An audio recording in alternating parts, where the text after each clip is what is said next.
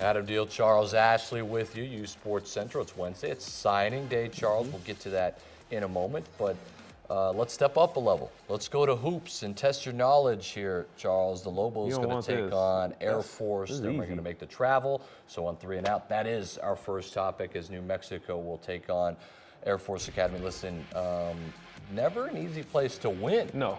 You know Colorado pretty well, Charles. Colorado Springs. Air Force Beautiful always place. play home. They play well at home. They're a great shooting three-point team. They get back Max Jan, which is a big-time boost in their scoring. I mean, it's going to be a tough game, but the Lobos are going to squeeze this thing out.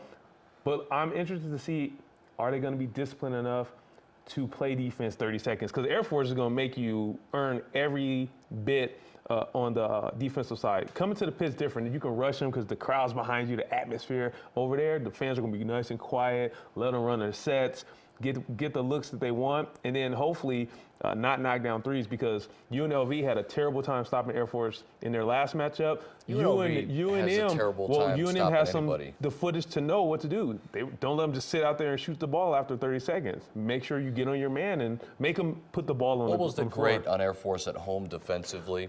Falcons knocked down some shots here. Right. It took them a while for the Lobos to pull away, but this was a 4-point, 7-point game the entire game the last time they played at the pit without Air Force's best player. So I think it will be a difficult road trip, but it's one New Mexico has to have.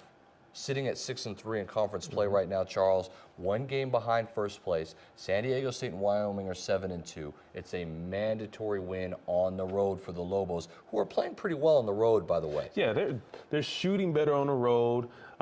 Greenwood, in particular, is shooting really well on the road. They seem to come together trying to get these wins, which are the hardest wins that everyone knows is going on the road in the Mountain West, just trying to steal one. And this is a great opportunity for them to go play a team that's going to be solid defensively. They're going to make you work on the offensive end, and they're going to make you work on the defensive side. So I see them going up there, forcing Air Force to put the ball on the floor, drive it to the hole where they take advantage of their athletes. They're going to rebound well. They'll get out, get some easy transition buckets, but I still think it's going to be a low-scoring game. I'm thinking like in the 61 to 54 type of range. That's what I see happening. Yeah, it'll be low scoring. I think the Lobos win by 4 or 5 points. Yeah. Should we be nervous? Yes. I think it's going to be really close. That's just the way Air Force plays. They're very disciplined. I think they will knock down enough shots to stay into the game. I think Devin Williams on the inside, along with Ngaga, who's going to come off the bench. I think that's going to be a big piece of what New Mexico does. Put it inside. Is Jordan Goodman going to be able to get inside? Is he going to be unselfish?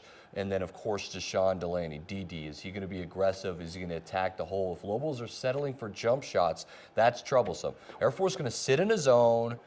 Can New Mexico get inside of it, right? They're going to bait you. Can they get inside of it? They're going to bait the Lobos to take that three. They're going to say, okay, we're going to crowd it in the inside. We're going to pack it in. We're going to try to prevent you from getting offensive rebounds or easy layups, and we're going to dare you to knock down jumpers and three-pointers. So hopefully the Lobos don't settle for the fool's goal and keep jacking up threes and jump shots.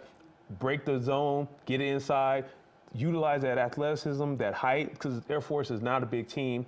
Pound them inside, and then open that up, make them come out that zone, take advantage of it. Well, New Mexico still has some road trips to make, too. They'll play Colorado State at Colorado State. They still have at Fresno State and at Nevada. So those are all difficult road trips, of course. But I think the schedule bodes decently well for them. They still get San Diego State at home, so opportunities present themselves in front of the Lobos. As long as they don't slip up anymore, no more slip-ups. This would be a slip-up and probably the last one they could afford. That's what we're hoping for, no more slip-ups. But all the teams you mentioned are all in contention. Sure. So everyone's coming with the same mentality. No more slip-ups. We got to go steal one at UNM. So this is a big test for the Lobos tonight. Can they come off of that yawner with San Jose State, wake up, and do their job at Air Force and get the W?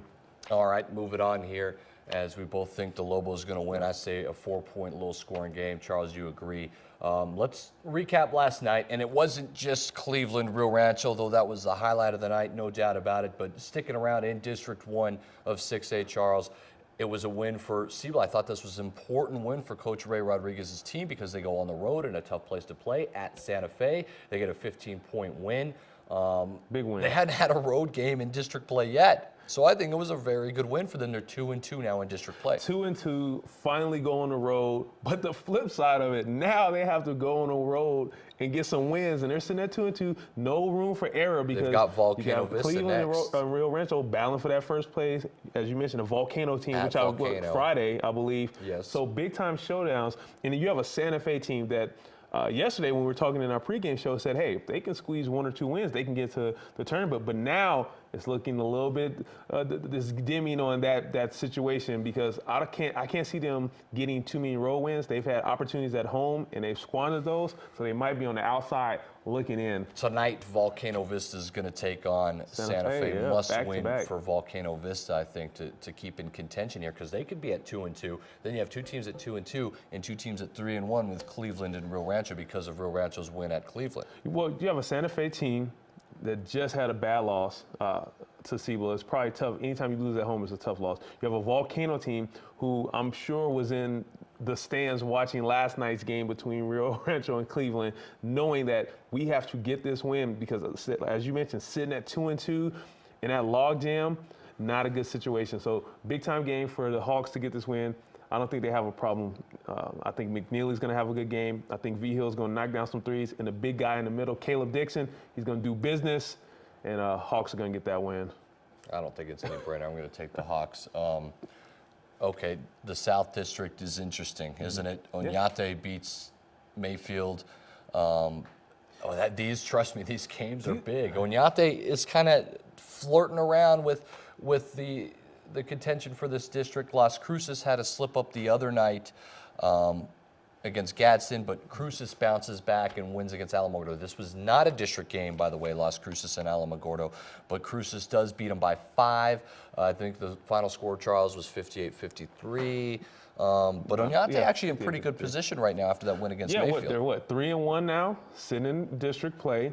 Cruces sitting at 3-1 in district play.